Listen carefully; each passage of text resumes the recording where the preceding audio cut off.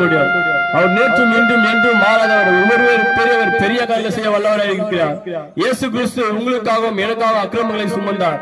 இயேசு கிறிஸ்து உங்களுக்காகவும் எனக்காகவும் வியாதிகளை சுமந்தார். இயேசு கிறிஸ்து உங்களுக்காகவும் எனக்காகவும் 6 மணி நேரம் ரத்தம் சொட்ட சொட்ட சிலுவை சுமந்தார்.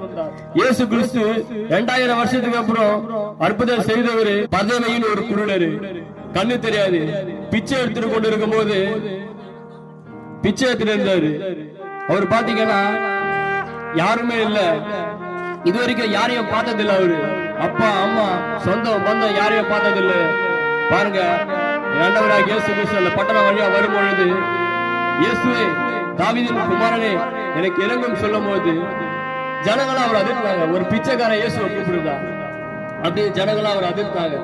இருந்தாலும் நான் பார்வை பெற்றுக்கொள்ளணும்னு அவர்கிட்ட, இயேசுவே தாவீதின் குமாரனே எனக்கு இறங்கும் சொல்லும் பொழுது இயேசு நின்று, நான் உனக்கு என்னப்பா செய்யணும்னு சொல்லும் பொழுது, நான் பார்வை பெறுறேன் ஐயா அப்படின்னு சொல்லிட்டு என் ஆண்டவராகிய இயேசு கிறிஸ்து கண்ணுல கை வச்சாருங்க. இதுவரைக்கும் யாரையும் பார்க்காதவரு, வானத்தையும் பார்க்கல, பூமியும் பார்க்கல, முதலாக என் ஆண்டவராகிய இயேசு கிறிஸ்துவை பார்த்தாருங்க. இன்றைக்கு என் ஆண்டவராகிய இயேசு கிறிஸ்து அற்புதம் செய்ய வல்லவராக இருக்கிறார்.